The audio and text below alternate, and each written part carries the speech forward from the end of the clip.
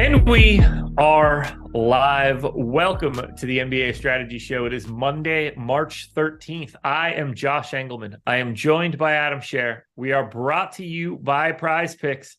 7-game slate out there for today. The lead game, the first game that we'll get to today, is just an absolute tire fire of a basketball game. Really excited to break that one down. Not quite. So be sure to hit that like button, subscribe to the channel, and hit the notification bell so you know when everything goes live. Adam, how are you?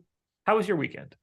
I'm good. Weekend was good. Went down to my dad's birthday, so hung out with him yesterday. So yeah, weekend was good. DFS sucked, but weekend was good. Well, there we go. That's all you can really ask for at this point in time. I'm ready for this slate for sure. It's gross at the top, so we're going to have to break that one down. We're probably going to spend a decent chunk of time here on Pacers Pistons, so I say we just get into it. What do you think? Yeah, sounds good. All right. Oh, actually, one question. What did you think of the main event from the UFC on Saturday? Rob was good. Yeah, he really did. He really did. What's really weird is, like, you see a lot of discourse that, like, Peter Yan didn't look good. I think he did exceptionally well given what he had to deal with there. To fight off so many takedowns, to, like, never really be controlled, but just constantly on the defensive. Like, he did what he could. I didn't expect Merab to strike with him as well as he did. Yeah, I didn't think Jan looked bad. I don't think Jan had an opportunity to look good, like in terms of being aggressive. And Merab just dominated the pace, was constantly in on takedowns. Like you said, like, to me, I think him looking bad would have been just being on his back the whole fight. Like, right. He stuffed so many takedowns, but he was just on the defensive the whole fight because Merab just was on him the entire time. Like, I thought that was much, much more Merab looking good than Jan looking bad. Yeah, I would not want to fight Merab. If you don't have elite level takedown defense, you are in for a long night, because that dude is not breaking physically. Like, he is. Even if you do, you're in for a long night. Yeah, that's true too. I mean, if you don't, you're probably in for a short night. Yeah, that's a good point. It did not look fun, man. That just exhausting. And then you're so worried about the takedown that he's just landing bombs on Jan. It's tough sledding, man. It sucks. So finally, I could say that I don't think that Peter Yan is the legitimate champion in that division, because I have felt like he has been for the past few fights. Not anymore. Not anymore. All right, let's get into basketball now. The Indiana Pacers. One other thought, because somebody mentioned in the chat, but, like, you kind of just have to hope Aljo loses sooner than later so we get Merab in a title fight, right? Yeah, I mean, I hope that he loses immediately just because I want him to lose immediately. I do think that if Cejudo beats Aljo, like, a Cejudo Merab fight is fascinating, because it's not as if Henry Cejudo isn't a high-level grappler. We're talking about an Olympic gold medalist wrestler. So interesting styles. Was he out for a while? I don't remember ever seeing him fight. Like, I know the name, but I don't remember ever seeing him fight. He's been out for about 3 years now. Okay, he semi-retired for a bit. I mean, it was pretty clear that he was just, like, going to be back at some point in time. But yeah, that makes sense then, because I've heard of him, but I was like, I don't think I've ever seen him fight. Yeah, that'll be an interesting dynamic, just because no one's ever going to get into the cage and, like, be a straight up better grappler than Henry Cejudo. You can say that they're equals. Maybe we learned something different for that one, but just seeing the defensive wrestling in that one will be fun to see. Pacers Pistons. Pacers are the favorites. It's just truly a gross matchup. We'll start on the Indiana side. No Halliburton, no Turner, no Mathurin, no McConnell. Q tag on Buddy Hield, which somehow is still incredibly important for the rest of this. I believe they only have 10 guys. And not only that, like, they're all sort of power forwards, which is interesting too. Let's start with the guy that's pulling the most ownership. Actually, you know what? Let's start wherever you want to start here. When you look at Indiana, what immediately stands out to you? So my first thought was just the center position, because you know that you're going to get good point per minute guys there, and you should primarily get Isaiah Jackson and Jalen Smith. Obviously, there's some chance that the Pacers do something random and go to somebody else, but based on what we saw last game, you saw Isaiah Jackson start, play 26 minutes. You saw Jalen Smith play 25 minutes off the bench. So they played a few minutes alongside each other. They've both gotten a little bit more expensive, but they're both still going to look good. Jalen Smith has power forward eligibility in addition to center, so that helps. You're actually getting a little bit more ownership coming into him, but they both look like really, really good plays. So I think that's the starting point. Then you have Chris Duarte at 4,200. Always like guys like that in situations like this because he can play multiple positions, and you're not at you're not quite as much at the disposal of like what lineups they go with because it's just so easy to fit him into whatever they do. So I expect him to play plenty of minutes. He started last game, played nearly 33 minutes. He's getting a ton of ownership at 4,200 as he should. Shooting guard, small forward eligible as well. So all three of those guys sort of look like the starting pieces for me. But then Andrew Nembhard looks really good as well at 5K. We've talked about him a lot this year and how different he is when he gets to play without either one of McConnell or Halliburton versus when he's on the floor with one of them. It seems like people have really struggled to figure it out this year. Like we kept seeing people jam in Nembhard when McConnell was starting next to him. And he'd be terrible. Then last slate at 4K, he was only like 35% owned without either of them when he was like the easiest play in the world. So I don't know why it's been so difficult for people, but when McConnell and Halliburton are out, Nembhard is good. When one of them is in, he sucks. That's really what it boils down to. And they're both out here. 5K certainly seems reasonable for him. He played 32 and a half minutes last game as well. So I think he's pretty much the fourth piece for me. Yeah, he looks fantastic. I'm 2xing his ownership right now.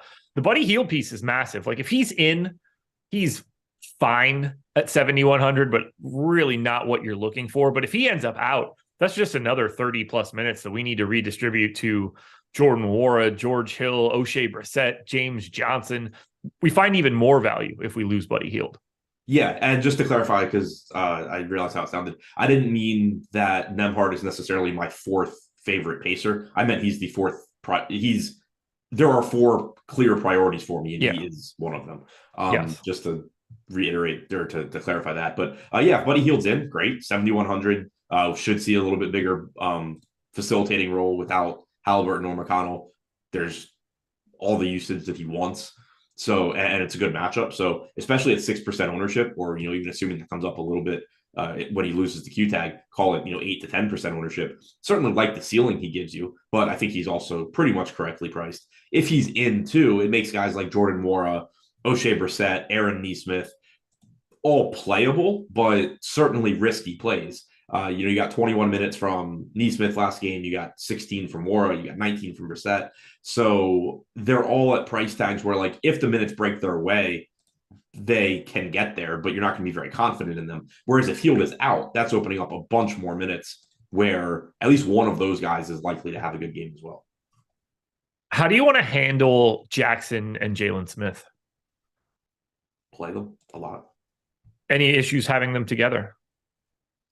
Not really. I don't love it, but with Jalen Smith having power forward eligibility, that makes it a little bit easier for me to stomach. And also the fact that they did play a few minutes alongside each other last game. You are playing against the Detroit team that plays two centers for a lot of the game. So, it's the same matchup that they played alongside each other last time. I expect that they probably will get a few minutes again. And they are both good point per minute guys. So, like, I had no issue with it last slate when they were both, like 3,300 or whatever it was. Here, it's more difficult at 4,700 and 4,600 because ideally for one of these guys, they go out there and play like 32 minutes and just absolutely smash. But if one of them plays 32 minutes, the other one probably played like 20. So that's the downside to playing them together. But I still don't hate it because even in, call it, 26 and 24 minutes, they still look good.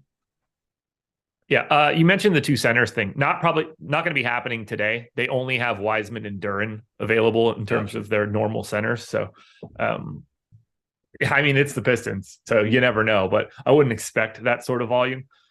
Anything else here for you? Is it Aaron Nesmith? Obviously the Buddy Hield news matters a lot, and like if we lose Hield, then it's going to be hard to not want to give someone like Nesmith 30 minutes at this point, considering he's an actual part of the rotation when everybody's around. But is there anything else we should really be touching on here?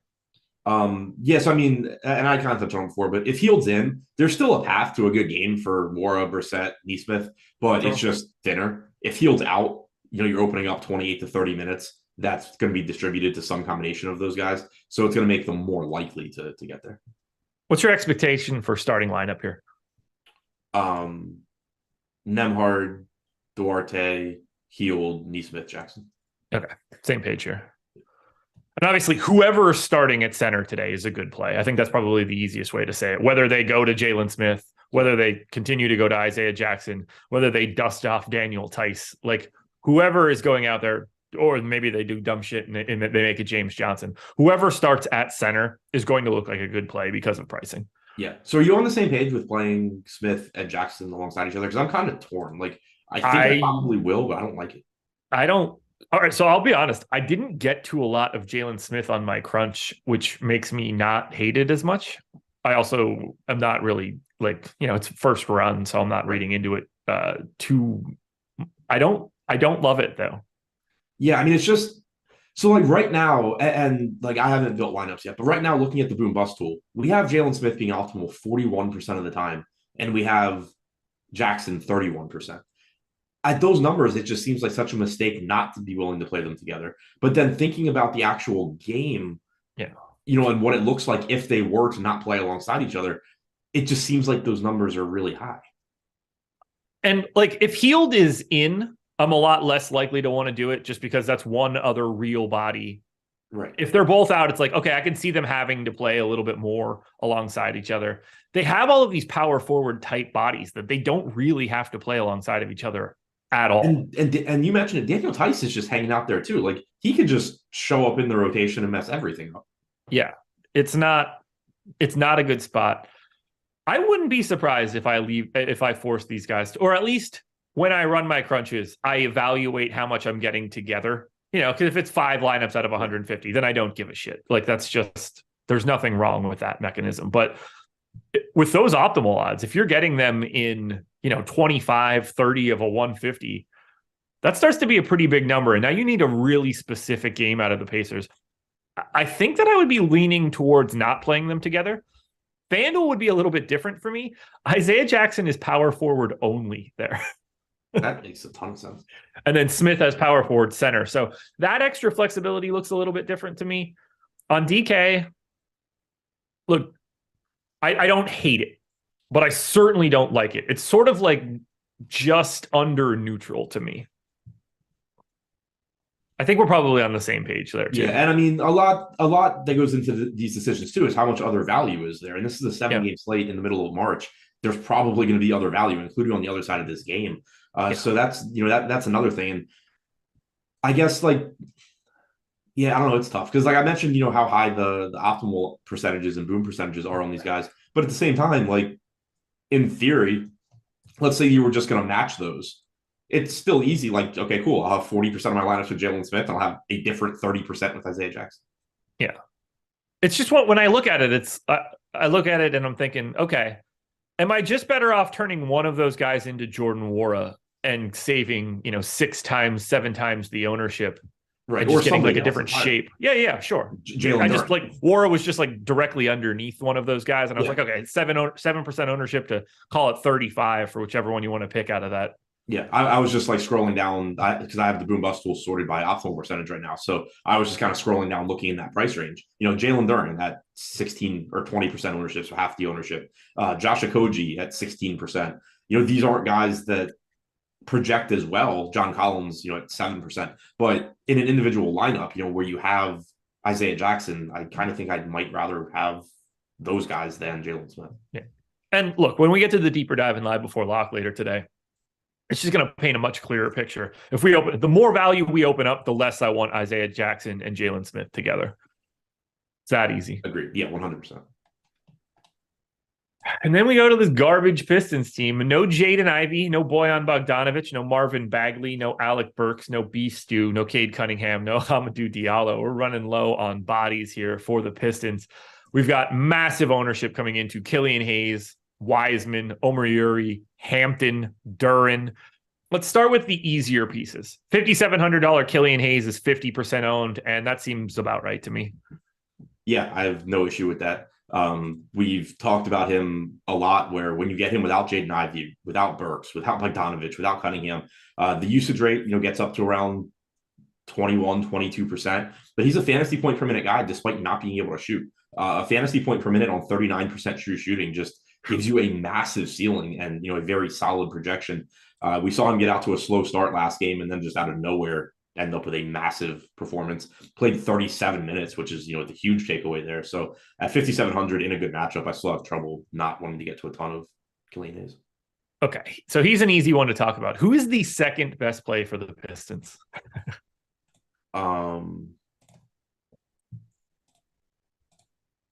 It's yeah, like Hampton, Omarui, Wiseman, Duren all kind of look similar to each other. I agree. Wait, Hampton, Omarui, Wiseman, Duren. Oh, okay. So I don't have Duren as interesting as I do like Magruder, I guess, but none of that feels good either. I mean, what's your expectation for the Wiseman Duren minute split?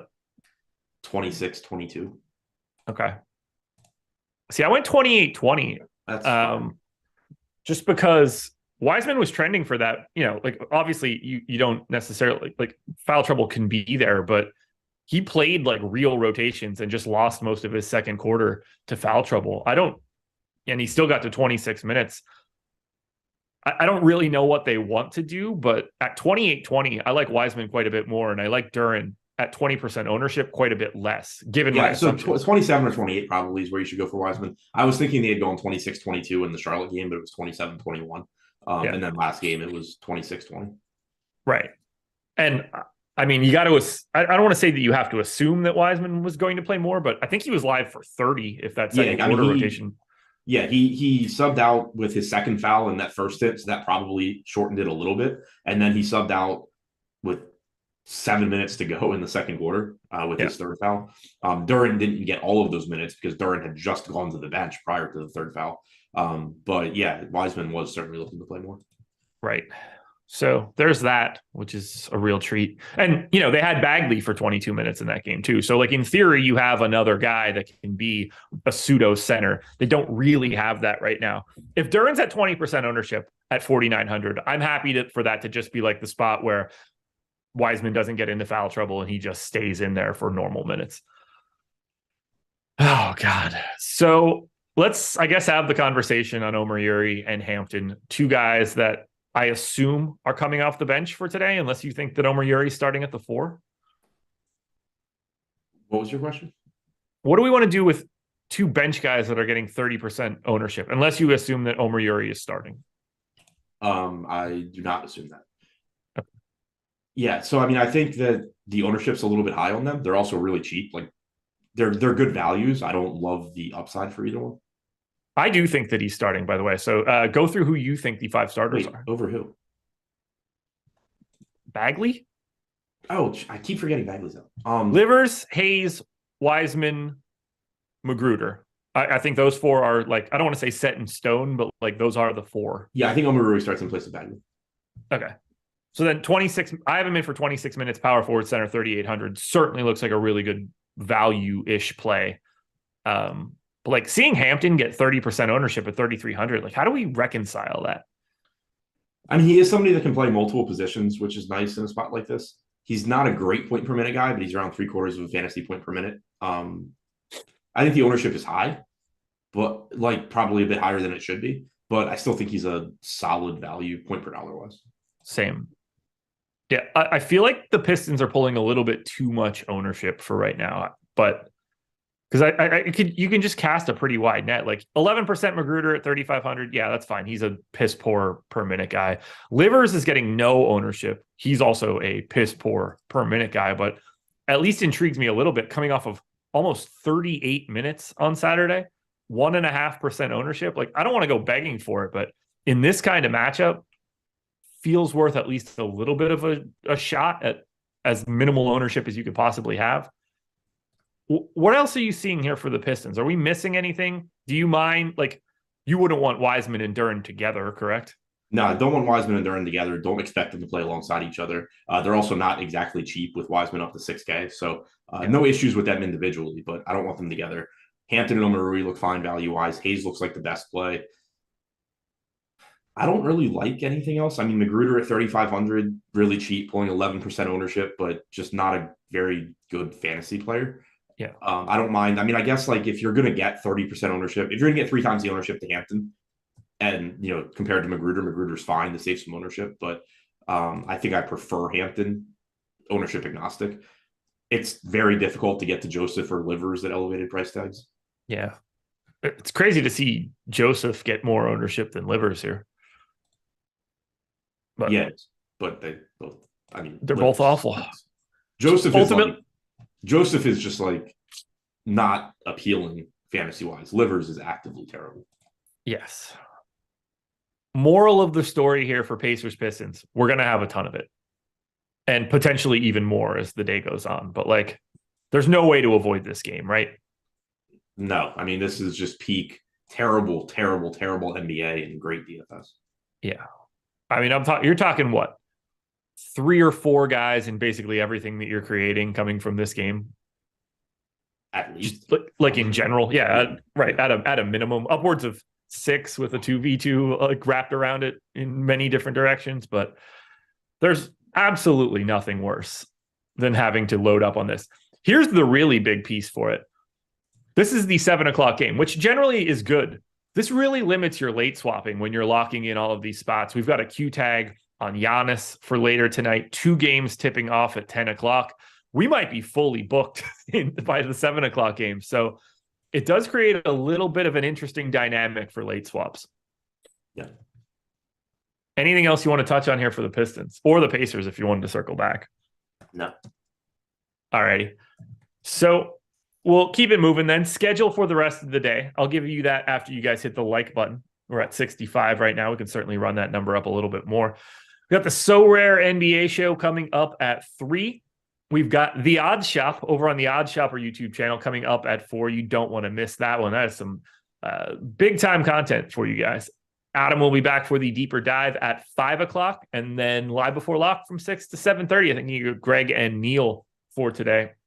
And don't forget, if you want to sign up at Stokastic, there's a link in the description here.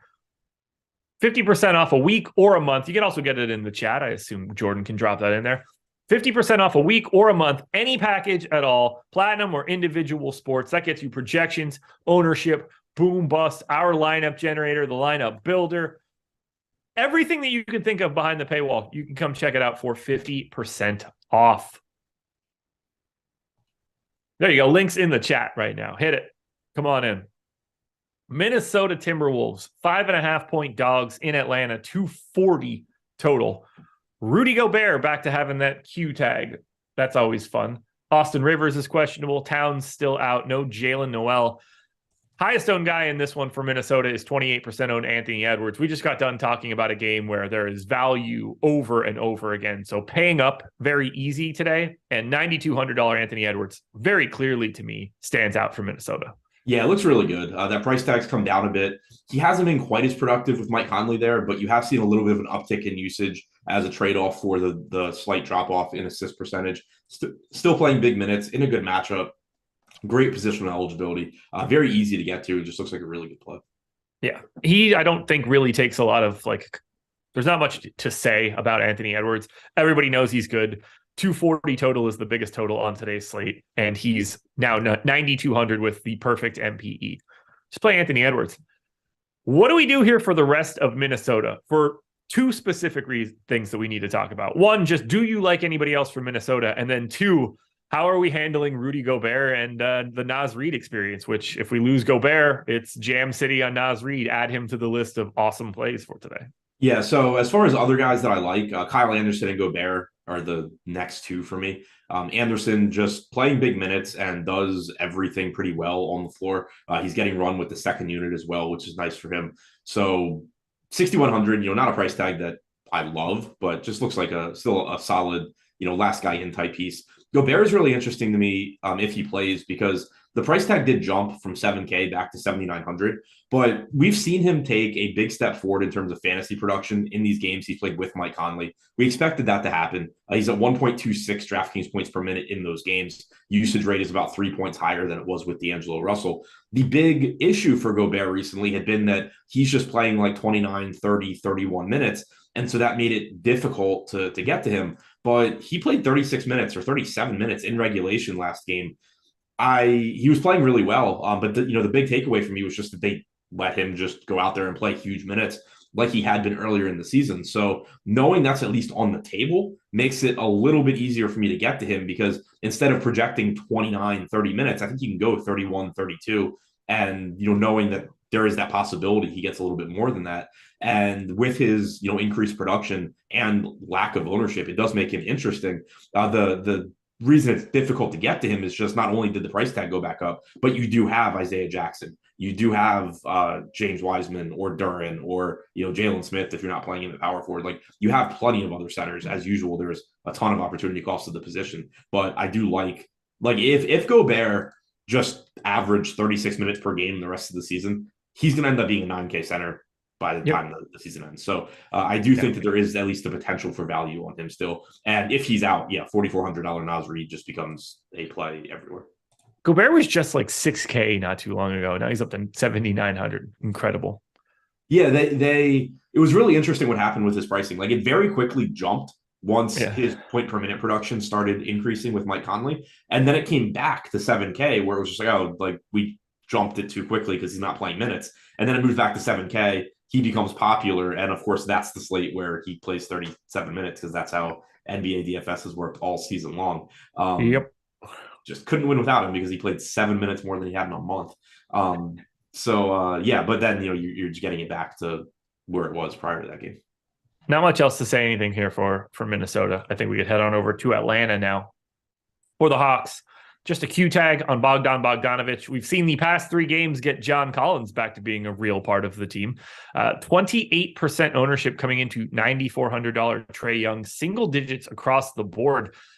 I feel like Trae Young is slightly over-owned, and the rest of Atlanta is getting slept on just a little bit for what this matchup looks like. So give me more Murray, more Hunter, more $4,500 Collins. Maybe give me a little bit less than Trae Young, but I want to be clear here. Trae Young is still an outstanding play at 9,400. Yeah, completely agree. Trae Young looks very good. I do think maybe going a little bit over-owned. I do have the same concern with Young that I had last game, the game before that, where he just hasn't been playing as many minutes under Quinn Snyder. We got another 33.5-minute game from him, and it's fine if he's going to play 33, 34 minutes. He still can go north of 50 fantasy points, no problem.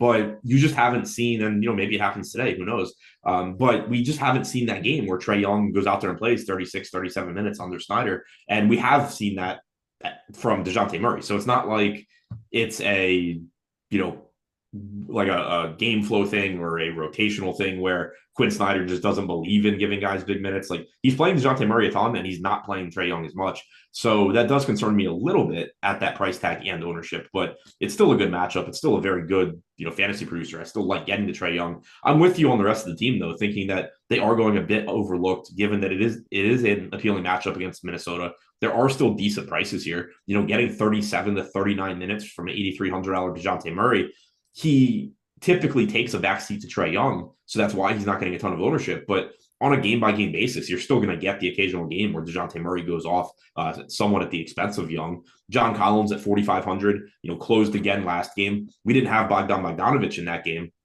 but Bogdanovic hasn't been closing anyway. The interesting thing from that game is they actually closed small with John Collins and Sadiq Bey out there. Didn't have Capella, didn't have Okongwu. So that's an interesting twist. We haven't seen that rotation. But I'm not expecting that again, but just knowing that it can happen is just another path for John Collins to get his minutes. And he's still somebody to me that at 4,500, that uncertainty just means when he's projected to be low owned like he is today, I'm very interested in John Collins, because if I get 28 to 30 minutes of a 7% owned $4,500 John Collins, that can break very strongly in my favor. When you get those slates where he's 20, 25% owned, I'm fine just going elsewhere, because there's still going to be games where he plays 22, 24 minutes, and you're just screwed if you have him. I wouldn't be surprised if they even tried to close small here. I know everybody, we get these sort of situations where people are like, well, Rudy Gobert is on the opposite side, so you got to play a traditional center. But going to John Collins on a 5-out look here for Atlanta, Trae Young is the most prolific pick and roll guy in the league. He runs it more than anybody else. Getting Gobert into drop coverage is great for Trae Young. The spacing would be massive by getting one of their main centers off the floor. And, they could hold up enough defensively on the other end. Potentially. We'll see, depending on if they're trying to get back into the game or not. But that wouldn't shock me at all to see Collins get a little bit more of that playing time at the 5, just given the fact that when Gobert is out there, that plays right into what Trae Young is trying to do. Yeah. Yeah, no, I agree. And I think it's a good point overall because you see that come up all the time where the entire thought process of what a closing lineup is going to look like is like, it's just like a very simple flow chart of does the other team have a big center? Yes, then they have to close big, Yeah. and it's like, no, like it's still a chess match. It's still,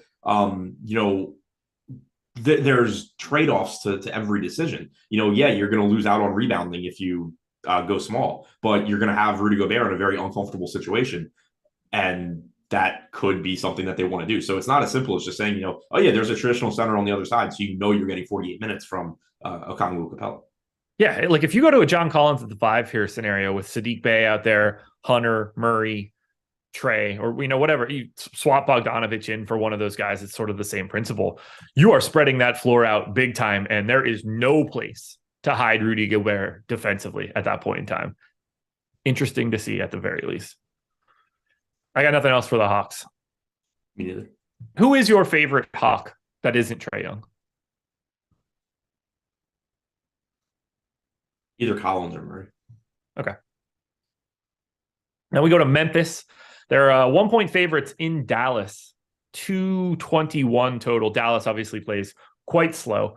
Grizzlies without Ja Morant, obviously. No Jake LaRavia, no Vince Williams, no Steven Adams for the foreseeable future. Very little ownership coming in here. Bane is at 11%. Jackson's at 10%. Everybody else is in single digits. I don't have anybody jumping out as like a great play just because of this being a relatively negative matchup against the Mavs. But I do like cycling through Bane, Brooks, Jackson, add Jones, Tillman, Aldama, Kennard if you want to. But I don't see anybody that I immediately want to get a lot of, but I probably have like one Grizzly in a lot of things. Yeah, I like Memphis here. Do you expect them to play as slowly without Luka? We'll see if they also don't have Kyrie. So we'll get to that one. He's also questionable. I mean, no, I would certainly expect them to be slightly faster than normal for sure. That'll be an interesting thing to look into, checking out pace differences with like just Kyrie out there. Right. Because I know one of the talking points when Kyrie came over was just like, can Luka play at a faster pace? Yeah. Yeah, I certainly expect the game to be a little bit faster than it normally would. Just the way I'm thinking about it is like, we know this team is garbage defensively. Yeah. And the reason that they aren't like a free square to just jam guys in against in DFS is they do play so slowly. But if you get like a normal pace, like even a league average pace from this team, or even a slightly below average pace, as opposed to a crawling Luka pace, and you still have that terrible defense, they suddenly become a much more appealing team to target. And that's a great point. We do still have, a John Morantless Memphis team. The only issue is that these prices have come up to where they probably should be, but there is still plenty of upside here. I mean, Tyus Jones still averages 33, 34 minutes per game and over a fantasy point per minute without Morant. Desmond Bane sees increased production. You have Jaren Jackson averaging about 1.3 DraftKings points per minute without Morant this year, but now also getting backup center minutes with no Brandon Clark. So there's just added upside for all of these guys in a very good matchup. Dylan Brooks at 4,900, still sees increased usage without Morant as well. So there's not one guy here that stands out as like a true priority for me, but I like this team in general as a way to differentiate your lineups in tournaments. Just get to Jackson here, get to Bane there, get to Tyus Jones over there, and like just get a piece of this team at low ownership in what I think is actually a very appealing matchup. Yeah, turn one of those Indiana, Detroit guys into just one of these guys, and you're making a much more unique lineup that I don't think is all that different. That said, like Bane is the guy that I want to get to the most, but I don't think that anybody just immediately stands out. It's just obviously Desmond Bane's good.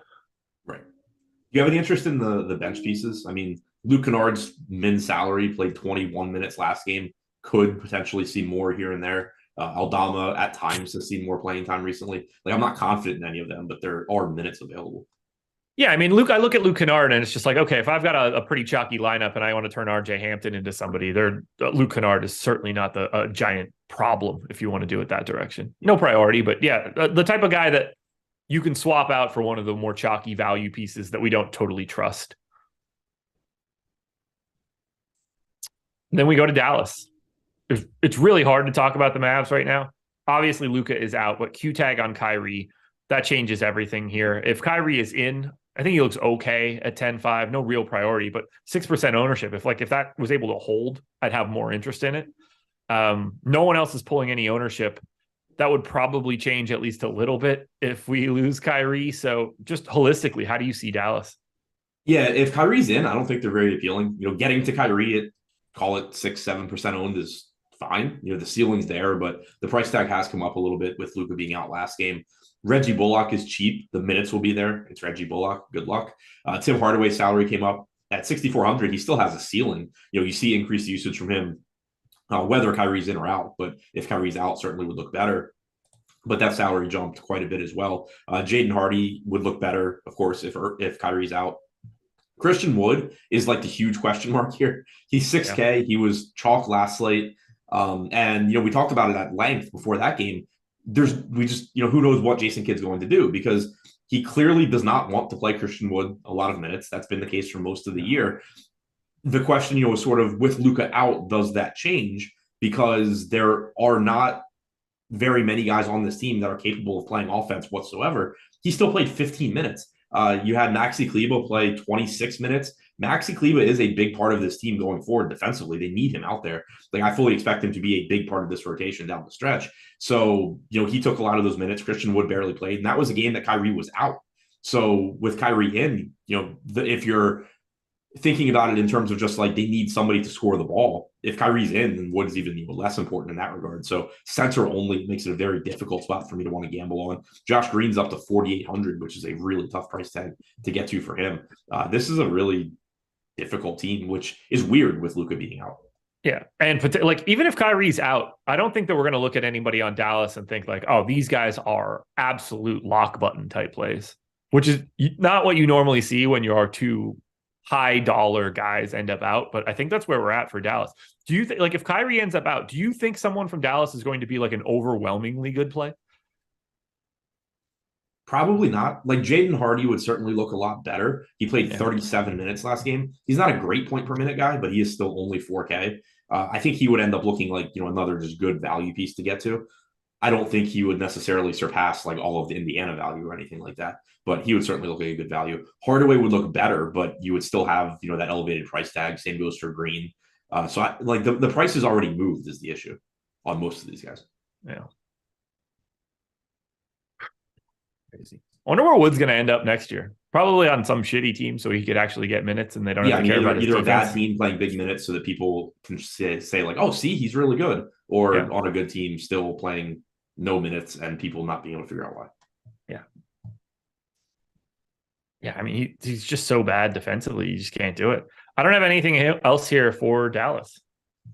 I wonder how many of the same people that think Jokic can't win MVP because of defense also can't figure out why Christian Wood doesn't play. I bet that's a pretty interesting Venn diagram. Yeah. And not for the reasons that those people would think it is. I said it on my process show this morning. It's really just driving me crazy. The discourse is so disgusting. Talking about Jokic?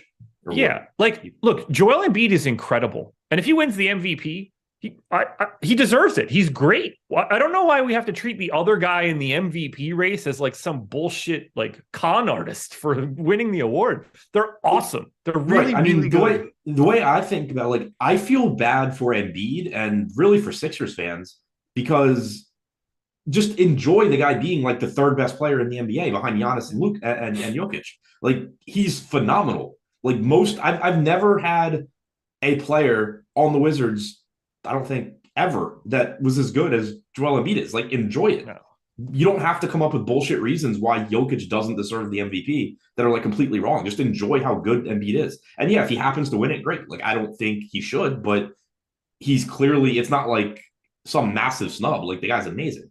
No. But it's just the whole conversation, I think, really does a disservice to Embiid, because just live with how you have a top 3 player in the NBA, even if he's not one. Right. Yeah. If Joel Embiid goes on to win this MVP, it's a completely deserved MVP for an exceptional season. Do I think he's second? I do. But I don't.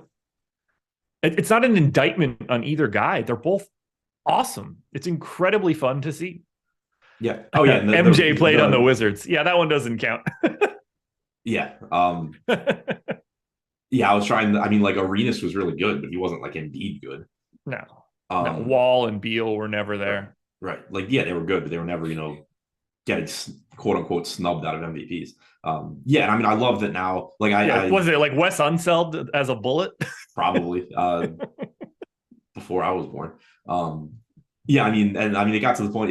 Like, I was talking with somebody on Twitter yesterday, just kind of like, just barbs back and forth about, Embiid, Jokic. It was a guy from Philly, and then the third person just jumps in like, well, of course you don't think it's Embiid because you're white. It's like, you can point to like 100. You can point to so many stats why it's Jokic. Like, it's not like an eye test thing. I just can't imagine looking at a guy like Embiid or like Jokic right now, averaging a triple double as a center, and just being like, "This is a race argument." Right. And the other thing is, like, he's not bad defensively. He's average, and Embiid is not as good defensively as Philly people seem to think he is. He's above average. He's not Jaren Jackson or something. Like, no, he's a good defender. He's better defensively than Jokic, but he's not the gap between him and Jokic defensively is not as big as the gap offensively. It's that easy. Yeah. It's but the raw points scoring for Embiid is what's skewing all of this right now, where like he's just shooting so much more. And it's like, well, yeah, but we also have Jokic with a 99th percentile assist rate. Right. Like a guard. People Jokic passes the ball to have like the 5th highest field goal percentage in the NBA. Yeah. He gets people open and finds those people because he's the best combination of size and passing that has ever existed in the league. Right. And by the way, shooting 41% from 3. Yeah. It's like, it's incredible to see. But again, like, they're both awesome. Right. I hate that, like, it has to become anything other than. I said it to, I was talking, I think I was talking to Andy Lochner the other day, and it was just like, I hate that everything I say about Embiid on Twitter is negative, because the only time I end up talking about Embiid is when people are arguing he's having a better year than Jokic. And so, like, everything I say is negative. Like, I love watching the guy play. It was enjoyable watching him destroy the Wizards last night. Like, even though I'm a Wizards fan, like, he is so fun to watch. He's just not having the same year. Yeah, we just need to step back and understand that they're both awesome, and you don't have to talk shit about the other guy, right? To like invalidate it. And it's just like, if you are going to talk shit about the other guy, at least make it make sense. Like, you had people the other day. Jokic takes another step forward in the MVP race because. Embiid takes another step forward in the MVP race because Jokic lost to the Spurs. That's embarrassing. Embiid lost to the Spurs this year. Yeah. Like, it's at least, like, come up with stuff that makes sense. Oh, Jokic missed those 2 shots, so he's worse now. He dropped 34, 15, and 10 or whatever it was, and was plus 35, 14. 20, and 11. And like, that was, I posted the box score just because, like, I was like, nobody can be dumb enough to not see what happened here. Like, obviously plus minus has its flaws, but the entire starting lineup other than Jamal Murray was like plus double digits. The bench and Jamal Murray, who plays with the second unit, were all like minus 15. And it's just like, it's very obvious this team just has a god-awful bench. Michael Malone also hasn't figured out who needs to play from that bench, Christian Brown. And this is what happened. You're like, Jokic missed the last shot of the game. That means he lost it. So dumb. It's so dumb. How was he? Kobe Chavez said he was getting cooked on defense. He was plus 15 in the game. The entire starting lineup was like plus 10 to 20. Yeah. He wasn't getting cooked that bad. You know what he did cook? Everybody else when he was out there. You don't have 35, 20, and whatever, and not be like, it's pretty hard to not have a good game in that scenario. Right. Can we all agree that Jokic, Embiid, and Giannis are the same tier? Yeah, I'm cool with that. They're fucking incredible. Incredible. Yep. You know what else is really incredible? Me. Everything I'm doing on this show, just fantastic stuff. I think most people would disagree there, but my prize picks video, which is 24-8 over the last 32 picks I've given out, which is kind of perfect considering this show is sponsored by Prize Picks. If you want to sign up at Prize Picks, there is a link in the description of this video. You can click it, head on over, make a deposit. You'll get up to $100 on that first deposit. I think you get a free month of Stokastic Plus Platinum as well, which, what more could you possibly want? We've got the deets for you. We're giving out percentages on all the Prize Picks props. So you want to go over, under, we got the data for that. We've got my video, which is great, plus additional content from other people at Stokastic coming out on their Twitter feed. So make sure you're following everybody for it. I'm going to hit Adam up with a couple props here. We'll see where he lands. We're going to raw points for some of these guys. Let's go to our boy, Jaren Jackson Jr., over under 19.5 real points. Need to pull it up. I was about to get into Jokic's playoff thing, which is a whole another stupid conversation. Yeah, he's been exceptional in the playoffs. Yeah, the last 2 seasons he's averaged 30, 12, and 5, and people are, oh well, he keeps losing. It's like, yeah, his starting lineup in the final game last year had Will Barton and Jeff Green. Yeah. Jaren Jackson, did you say actual points? Yes. 19 and a half. That's about where we have it. I think that's pretty much correct. I got a slight nod to the over there and probably could get it slightly higher if I did make a change to bump up pace a little bit. So give me the over there for Jaren Jackson. Did I take any points props today? I did take one. How do you feel about Tyus Jones over under 15 and a half? That's the wrong page. Slight under, but again, pretty close. Yeah, I took the under in the video for today. There's probably one or two more that we could hit here. Let's go to someone that's going to be pretty popular today. James Wiseman, over under 16 and a half raw points. Over. That's the biggest gap so far. Yeah, I have the over there as well. So it looks like we're on the same boat there, which is always good to see. Let's do one more. Let's go Killian Hayes since he's important and that dude can't score. Over under 13 and a half. Over. Yeah, I got him at 14 and a half. Give me the over on Killian Hayes as well. That's Prize Picks, folks. Again, make sure you're watching my video on the Odds Shopper channel. Make sure you're following us on Twitter for more Prize Picks content. And make sure you're hitting that like button, by the way. Embiid should not have won the MVP 2 years ago. He played 51 games. I think that was the year that Jokic played all 82. Yeah, so I don't remember anything from 2 years ago, but I do know that I have. He played all 72. Sorry, he didn't miss a single game. I do know that I've always been on either Jokic or Giannis should win. I've always kind of been like, yeah, Embiid's the second guy. Yeah, look. Which again, like I love Embiid, but is what it is. No matter how much you think Embiid is ahead of Jokic, you can't. In that case, for 2021, you cannot make up 21 missed games of value for a guy that is an unquestioned all NBA player. 21, you can't close that gap. There's never been a gap between the best player and we'll just say the second best player in the league that could offset 21 games missing. So yeah, no, that's the wrong one. You want to tell me it's last year where Embiid played 68 games? I could listen to that one. Utah Jazz, 7.5 point dogs in Miami, 222 total. For Utah, we're still waiting on news on Jordan Clarkson. He is questionable for today. Still no Colin Sexton. This might be the worst team that you can get to if Clarkson's in, and it's probably not going to be much better even if Clarkson's out. Highest owned guy on Utah right now, 2%, Talen Horton-Tucker. You getting to Utah today? I seem to never really get to much Utah. Horton-Tucker coming off of a massive game last time out. Price tag jumped even higher to 7K. I was having trouble getting to him at his previous price tag, so I doubt that I'll get to too much here. You know, had an amazing game. The opportunities are going to be there for him, particularly if Clarkson is out. But it's just still tough for me to get to, you know, a 1 to 1.1 fantasy point per minute guy when he's 7K and probably playing 30 to 32 minutes. Like this guy scored 37 points, almost had a triple double, still managed to only play 32 and a half minutes. That's the big issue for me on Horton-Tucker. Is just if I thought Utah was going to just run him out there 36, 37 minutes, then sure, I would start to really like him here. But outside of just, you know, hoping you get a big game at low ownership in tournaments, which is perfectly fine, it's hard for me to want to pay 7K for 30 to 32 minutes of Horton-Tucker, regardless of who is in or out. Certainly looks better if Clarkson's out. Yeah, if Clarkson's out, I still don't see myself getting to anything here. Like, certainly nobody becomes a priority. No. The price tags are just all expensive. You know, Markkinen's up to 9,900, Olynyk's at 5,800, but we haven't really seen him take on like a huge role or anything without Clarkson. That is an interesting price tag just because we know Olynyk can take on a bigger role. He's one of the few guys on this team that has any offensive game. You're talking basically Horton-Tucker, Olynyk, Markkinen, and then off the bench, Rudy Gay, and to some extent, Chris Dunn.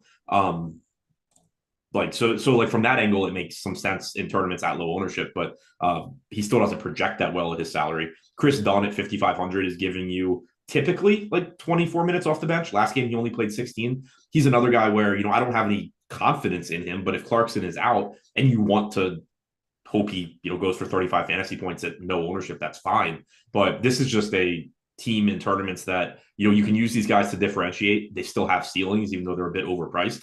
But they're even like behind Memphis to me in that regard. Memphis is getting a little bit more ownership, but as far as teams go, where you're just picking off a guy here or there to offset ownership in tournament lineups, I'm getting to Memphis before I get to Utah.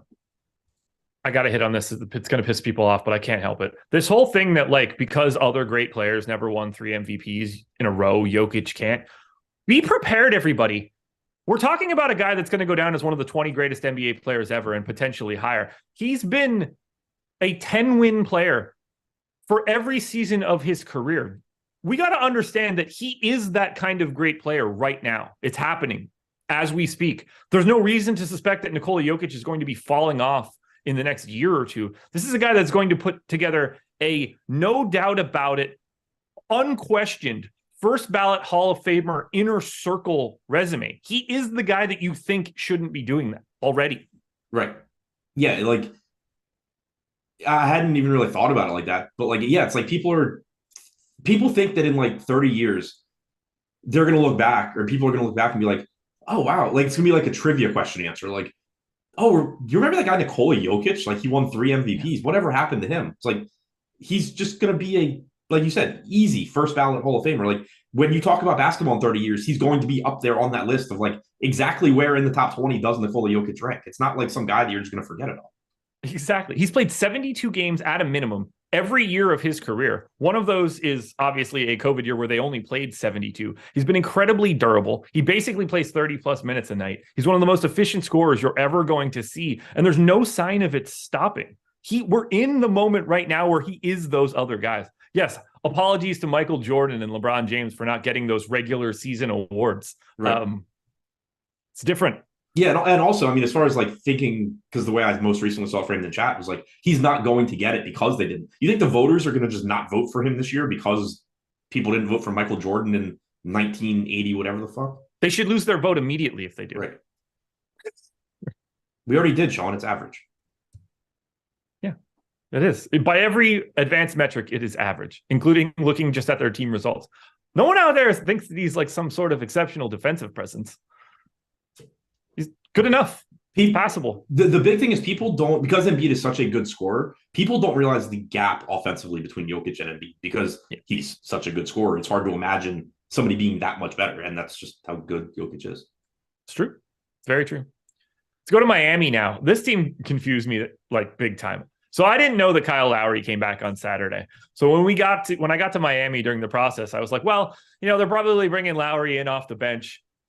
No.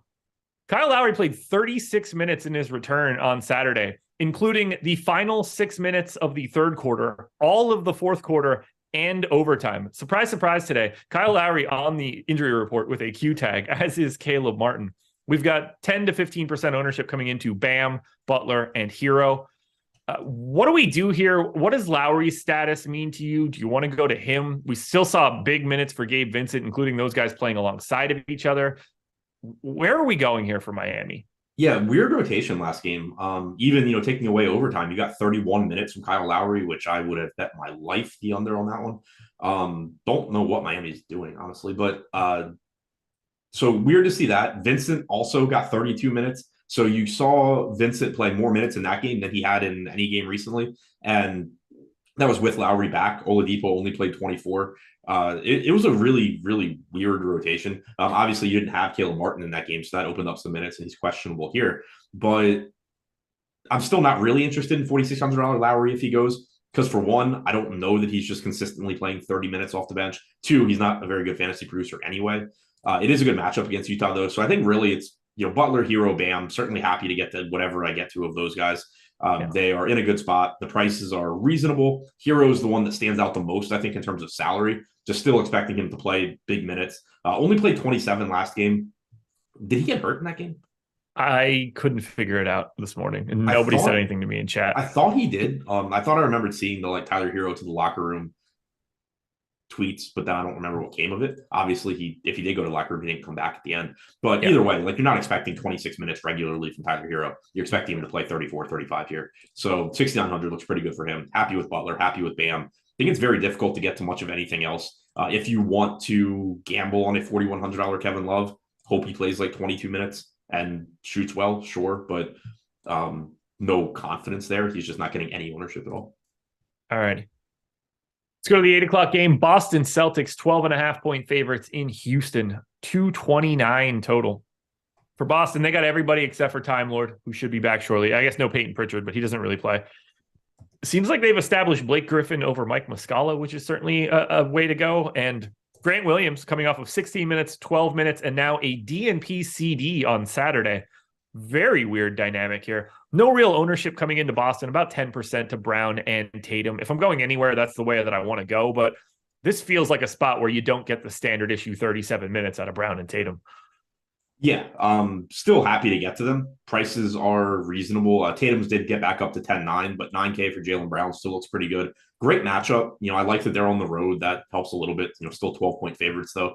Jaylen Brown at 8% ownership, I think, is the most interesting to me. I get why people would get to Tatum. There's plenty of value. He projects well. Great matchup against Houston. But Jaylen Brown's just the one that's interesting because he's only 9K. He's shooting guard, small forward. He's not popular. And you just see enough games where Jaylen Brown's the one that gets hot and just, takes over a game that at that ownership, it makes him really interesting.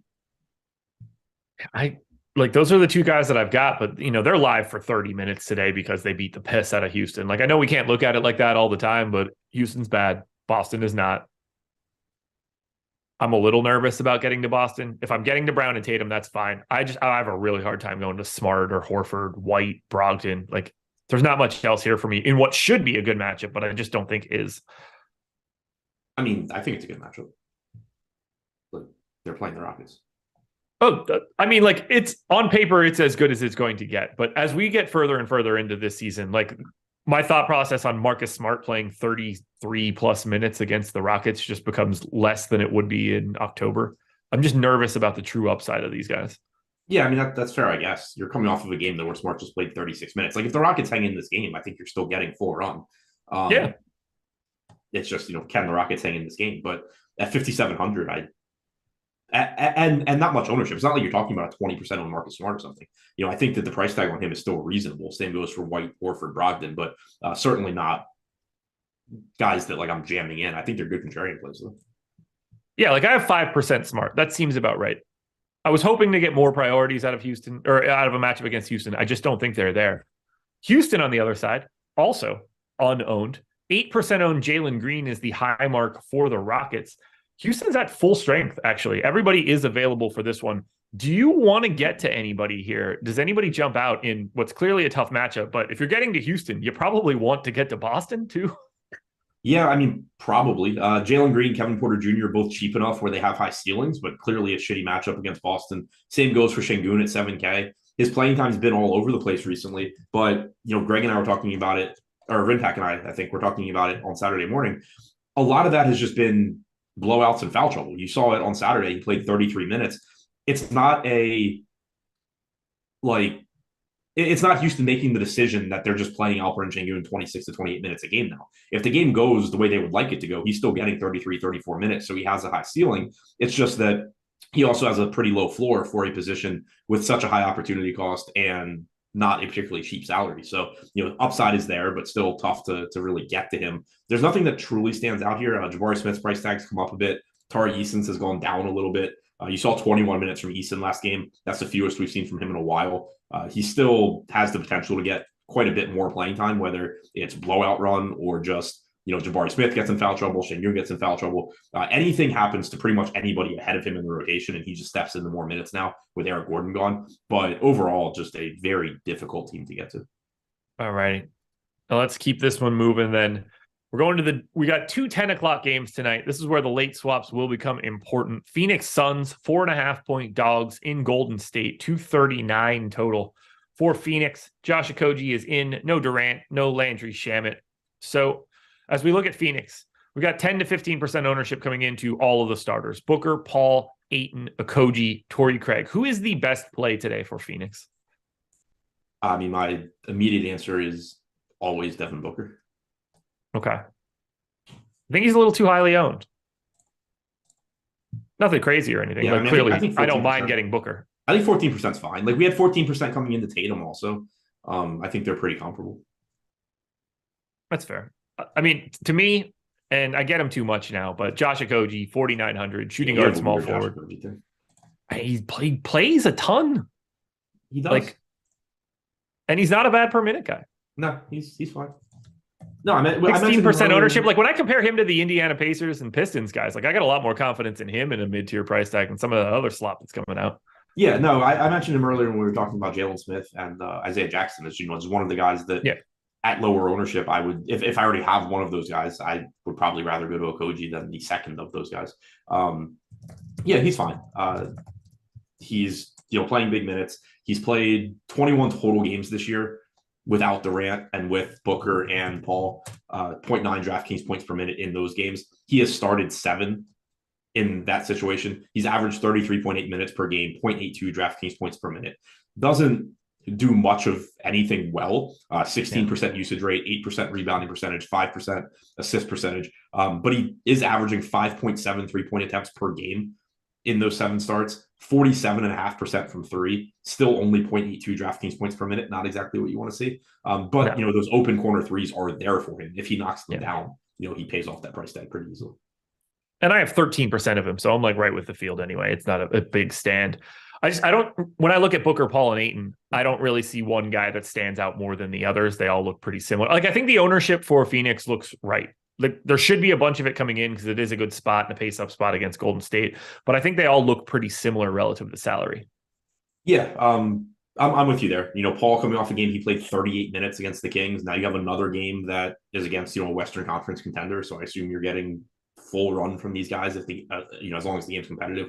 Yeah, so I like Ayton, I like Paul. You get the usage back for Ayton. He also played 37 minutes last game. I like all of those guys. If you wanted to go deep into this bench, I still think that Terrence Ross has a ceiling as well at 3,700. It's not a spot that I'm going crazy to get to, but he's not getting any ownership. We've seen him be the first guy off the bench 2 games in a row now. He benefited 2 games ago from Devin Booker getting in foul trouble in the third rather, but still played 22.5, 23 minutes last game. He's playing with a second unit that doesn't really have scoring. Like if you look at the lineup that they started the second and fourth quarters with, you had Chris Paul out there with Okogie, Terrence Ross, Landale, and TJ Warren in the second quarter. In the fourth quarter, it was Biyombo over Warren. But you're talking about a great facilitator in Chris Paul and no real scorers. So Terrence Ross can step into that role with that second unit. As far as low-owned sub-4K guys go, I think Terrence Ross is actually interesting. Bobby Shaw, your MVP is going to lose in the second round. Joel and Giannis going to be in the conference finals. Just so we're aware here, plus 270 for the Nuggets to win the West, plus 750 for the Sixers to win the East. You're not smarter than the books. That much I can be very confident on. I do actually like that line on the Sixers, but yeah. So do I. For sure. No problems with it at all. I mean, whichever one of the Bucks or Celtics that get to avoid the Sixers in the second round is massive. Yeah, I mean that's because if your other team you're playing is the Cavs in the second round, that's just a much better scenario. I'm already dreading the Jokic discourse this offseason when he loses to Devin Booker and Kevin Durant. And it's just like, see, can't get there. Yeah. It's like, well, yeah, they should have also not been the 7 seed or whatever the fuck they end up being, playing in from the play-in or something dumb. Or running into the Lakers or something now is in a 1-8 matchup. LeBron comes back healthy and you got AD. It's that's just not what they are. They're not. Right. Yeah, no, I've already said a few times because I love at the deadline. I said I thought the Lakers had the best deadline that didn't involve Kevin Durant, and now it's just with LeBron being out. If you assume that he's back and healthy and Davis is healthy, I do not want to run into that team in the postseason. I think they are legitimately good. Yeah. They have no chance to do anything because it's just going to be too much sledding, but no team wants that. Right. Golden State side of this Phoenix game, no ownership coming in here, 7% to Draymond. We don't really have any Golden State news. Oh, wait, we do. Kuminga, questionable, but Draymond's in. No Wiggins still, no Peyton still. So we're waiting on the Kuminga news, but I don't really think that matters all that much. To me, Golden State is sort of just a lesser version of Phoenix. Have you heard what's going on with Wiggins? No, I haven't. It's got to be bad. The most recent thing I saw Kerr say was he hopes that he's back by the end of the season. Yeah, can't be good. But as far as Golden State, no huge news, like you said. The Kuminga status does matter. Kevon Looney started last game, played 32 or 31 minutes in regulation. He's 5,200 center only. Even if he's starting, he's going to be tough to get to, but playable, I guess, in tournament lineups. Somebody I would certainly be looking at on the late slate if he's in the starting lineup. As far as the rest of the team goes, decent tournament plays. I mean, Curry, 10-4, getting basically no ownership. Similar ownership to Kyrie if he plays. They're very similar plays to me where neither one looks like a priority, but you are getting like half to 1/3 the ownership of guys like Jason Tatum, Devin Booker, and they certainly have the upside to beat those guys. Draymond at 6,300, never an exciting guy to get to, but should give you 32 minutes or so. Last guy in, perfectly fine. Clay's salary dropped a bit. Very high upside guy with shooting guard, small forward eligibility. Again, not a priority, but I like the upside he offers in tournaments. All right, let's close this one out then. Final game. Be sure to hit that like button. 580 people in the house, 124 likes, not nearly enough. Maybe we can get them up here for Milwaukee in Sacramento, 236 total. Now, if we want to talk about teams that have no chance to do anything once the playoffs start, we could start talking about the Sacramento Kings, but that'll piss people off, I'm sure. I hope it does at least. For Milwaukee, it all hinges on this. We don't know the status of Giannis Antetokounmpo. He is questionable. He has missed the last 3 games. No ownership coming in if you assume Giannis is in. We're certainly going to have the amount of salary to get to Giannis. And at least if you get to Giannis on a day like today, the swaps are pretty easy, having 2 games at 10 o'clock, other pay-up options around. But if Giannis is in, I don't think I'm going to have much of this Milwaukee team. No, me neither. And I assume he's going to play. The first 2 games he missed were with an illness. And then last game, he suddenly had a hand injury, which I don't entirely know where that came from. Yeah. He was out for a bit, sprained his thumb cranking one. Yeah. I remember him hurting his hand running into the stanchion, but that was a while ago, and that isn't why he had been missing games. So I don't really know what the deal was there, but I assume he's back. And if he is, I'm with you. It's just tough to like a lot here. Like if you get to Giannis, great. It's a really good matchup against the Kings, but the problem is just that he's 11-9 on a slate where, you have so many guys in that 10 to 10-5 range that look good, whether it's, Irving or Curry at modest ownership, Tatum, Booker at more ownership, Trae Young is 9,400. Like there's just so many good plays in that range. It makes it tough to get to Giannis, but then you also have a priced up Middleton, a priced up Drew, and Giannis cutting into their numbers. It's really hard for me to like anything from the Bucks if Giannis is in, which is scary because this is certainly a good matchup against the Kings.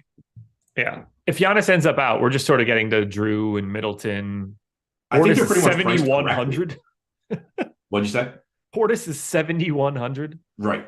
And I mean, like he's playing minutes, but yeah, like if Giannis is out, I think this team's pretty much correctly priced. 8,200 on Middleton, 89 on Drew, 74 on Lopez, 71 on Portis. They're all good plays. I wouldn't expect any of them to get crazy ownership. I would expect them all to be in that like 8 to 16% ownership range, and that would be perfectly fine. And then on the opposite side here for Sacramento, not much that we can say. Everybody that's normally available is available. They have been playing Keegan Murray a bit less as of late. We'll see what that actually matters. 20%-ish ownership coming into Fox and Sabonis. Both those numbers feel a little high to me in this spot, but I'm happy to get there. I'm getting to that same amount of Fox, so I can't really complain too much. The price certainly works for Sabonis. I probably have a little bit more interested in the Barnacle of the Bay. This dude's playing 36 minutes a night. Looks like a decent value at just 7% ownership. What do you see for Sacramento? Yeah, I mean, at first glance, the Fox ownership seems a little bit high to me. I think he's a good play, not a great matchup against Milwaukee, but I think Fox looks good. I'm just a little surprised he's getting that much ownership. Wouldn't mind turning some of that into, say, DeJounte Murray at $500 less, but no issues with Fox if you get there. Same goes for Sabonis. Kind of surprised he's getting as much as he is, given that we do have a lot of good center plays today. But if he avoids foul trouble, which is certainly a big if, you're getting 35 minutes from him. He's a very good point per minute guy. He's sub 10K. I think they both look good. I'm just a little surprised at the ownership numbers, but again, having built lineups, maybe it's just easier to get to them than I think it's going to be. The rest of the wings, just mixing them in here and there is fine based on playing time. Like you said, Harrison Barnes, 5K, playing big minutes. He's still Harrison Barnes. You're not expecting a lot out of him, but big minutes there for that salary. Keegan Murray, Malik Monk, both have paths to success. Murray only played 15 minutes last game, but typically lately you've been getting around 30 to 32. Malik Monk played 25 last game. You had Kessler Edwards in the rotation last game. He was in the closing lineup as well. Murray and Herter, neither one were in there. So interesting change in the rotation for the Kings. This is a team that we've seen pretty much the same rotation for months now. So it's a little bit different. But as far as, Fox and Sabonis go, happy to get there where I can. And then as far as Barnes, Murray, Herter, they are risky, but there is also some upside at their prices. Same goes for Malik Monk. This is going to be a really annoying slate, isn't it? How so? I mean, I'm sure the answer is yes. I just don't know which. Just like having to play a bunch of Indiana and Detroit, locking in a bunch of spots, getting some late news. It's just atrocious. Absolutely atrocious. Dominique Brown showing up, having no idea how to do math. That's cool. Enjoy that. If you don't understand how picking 75% winners on Prize Picks is a way to not make any money, you shouldn't even find this show. Yeah, I don't even know where he's going with that. Well, there's nowhere to go there because that is a preposterous take. It is incredibly. If you're picking 75% winners anywhere on any site for any mechanism, you're smashing, especially on one where those are neutral pays. But whatever, I wouldn't expect anyone to just pop up and say that kind of stuff and not get it. And Ryan, the reason that the Kings have no chance to win is because they're the 25th ranked defense in the league. That is not going to play when it comes to the playoffs. There's a reason that you see their odds be such absolute shit. They are 29-1 to win the West. That is behind the Nuggets, Suns, Warriors, Clippers, Grizzlies, Mavs, and Lakers. You're just not going to get there. You're not going to get there. Plus 29, plus 2,900. They don't have the defense. Great regular season team. Love to see it. Sacramento is not made for the playoffs. You ready to get out of here? Yep. Good, because I need a nap and I still have more content. Make sure you're watching the Deeper Dive and Live Before Lock later tonight. Adam, what else do you got coming out today? Notebook article will be out shortly. NBA Bet Pro video will be out later. Lofty and I will be back for the Deeper Dive at 5 Eastern. There we go. Hit that like button. Thank you for everybody watching. Thank you to Prize Picks, the sponsor of this video. And we'll talk to you a little bit later, folks. Peace. Good luck tonight.